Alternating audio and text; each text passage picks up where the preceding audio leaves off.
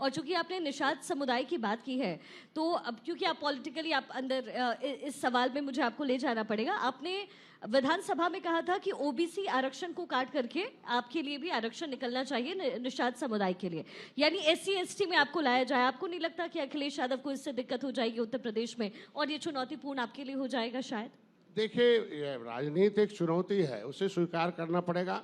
भारत को चुनौती स्वीकार किया, मुगलों से लड़ा, अंग्रेजों से लड़ा है। ये 578 जातियां जो देश में उजड़ी हुई हैं, उसको बसाने के लिए मोदी और डॉक्टर संजय योगी जी ने कसम खाया है कि इस देश को फिर से सोने की चिड़िया बनाया जाएगा और भारत को विश्व गुरु बनाकर दुनिया में दिखाया जाएगा। ये तभी संभव है जिन जातियों ने इस देश के लिए लड़ा होगा, राष्ट्रवाद का लेबल लगाया होगा, उजड़ा होगा। अंग्रेजों ने जब कानून बना के उजाड़ा 12 अक्टूबर 1871 को ब्रिटिश पार्लियामेंट में, वो कानून कहाँ बना था मैं देखने गया था उसे। मैं कहता हूँ देश जब आज़ाद हो गया, जब अंग्रेज इस देश मुगल आए थे तो 30 गुना गरीब थे, हम 30 गुना अमीर थे।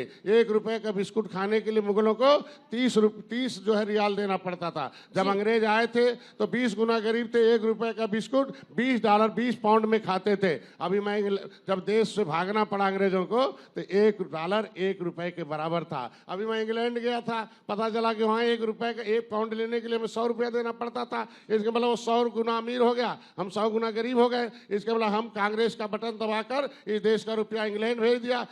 350 बरस में हमें वो 20 गुना लूट पाए थे, और पूरे के पूरे 70 साल में 100 गुना कांग्रेस ने इस देश को लुटवा दिया। इसलिए देश जान रही है कांग्रेस को भगा रही है और मोदी को ला रही है। ये वही कहने का मतलब था। ये निषादों ने लड़ाई लड़ा है, ये देश को राष्ट्रवादी हैं। अंग्रेजों ने मार्शल कौम किया था, आज के दिन में देश तो आज़ाद हो गया। ये क्रिमिनल कास्ट से प्रभावित 193 जातियां उत्तर प्रदेश में हैं।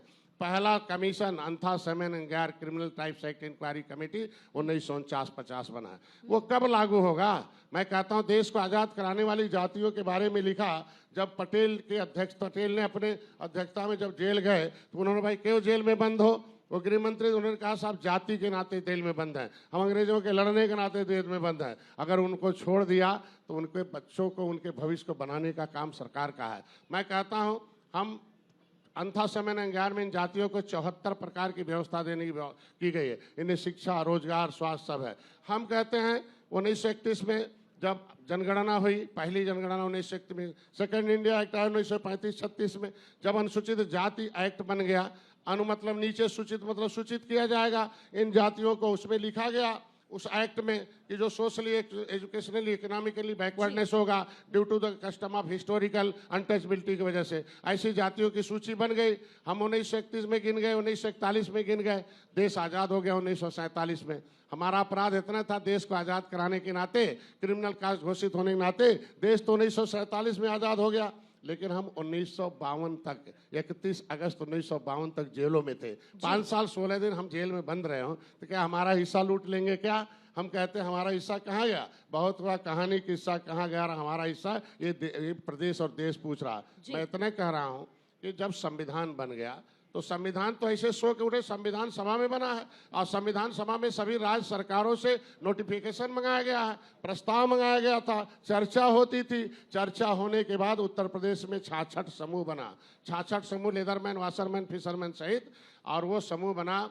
उस फाइल का नाम है 74/4/1950। ये कांग्रेस गांव में जाए, निषादों के गांव में इंतजार कर रहे हैं निषाद हिसाब मांगने के लिए, वो हमारी फाइल कहाँ गई? वो 74/4/1950 फाइल इनके 2 मंत्री मुकुल वासनिक और शैलजा ने गायब करा दिया।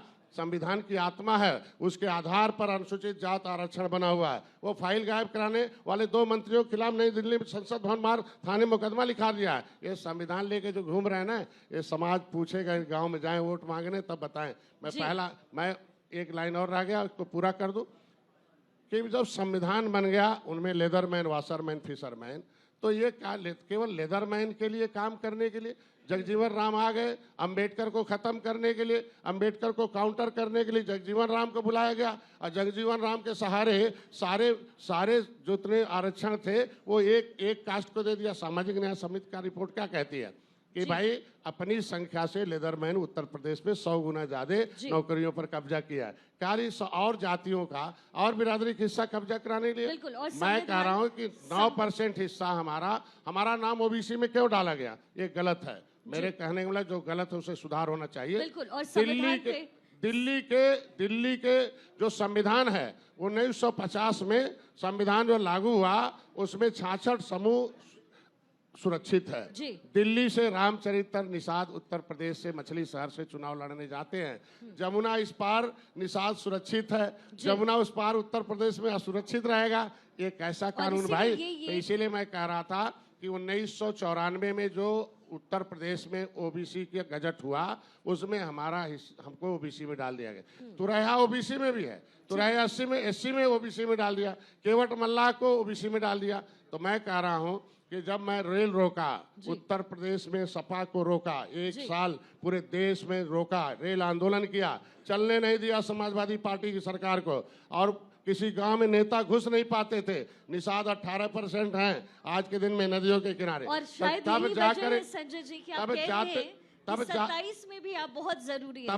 तब तक जाते जाते समाजवादी पार्टी ने 31 दिसंबर 2016 को हमें ओबीसी से निकाल दिया। राज्यपाल को पावर है कि जो है नोटिफिकेशन को चेंज कर ले धारा 13 में, तो हम ओबीसी निकले हुए हैं। तो जब समाजवादी पार्टी ने गलती स्वीकार कर लिया कि ओबीसी में इनका नाम गलती से पड़ गया, तो हिस्सा काहे खाएंगे भाई? 27% में 9% हमारा इधर कर दे। और मोदी और योगी से अपील करता हूँ कि भाई सब महिलाओं का दिया, 10% अपर कास्ट का दे दिया, हर राज्यों का हर क्षेत्र में दे रहे हैं।